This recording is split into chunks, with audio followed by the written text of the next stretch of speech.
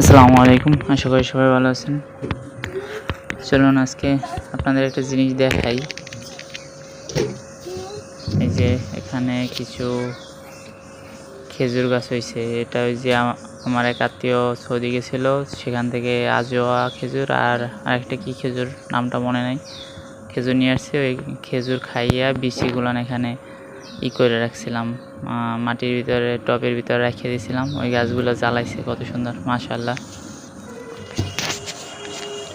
আর এখানে আমার পাখিগুলা এগুলা বুঝি না কিছু, ওরা বাসার ভিতরে শুধু বসে থাকে, একটার পরে মানে প্রতিদিন বসে থাকে দুইটাই মানে কতক্ষণ একটা বসে কতক্ষণ অন্যটা বসে, কী জন্য এভাবে বসে থাকে বুঝতে পারতেছি না।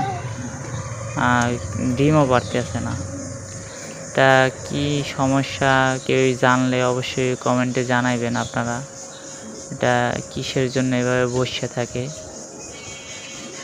ঠিক আছে, মানে ডিম পারে না কিছু না, শুধু শুধু বসে থাকে ওইভাবে দুইটা, মানে পাল্টাইয়া কতক্ষণ ওইটা কতক্ষণ ওইটা।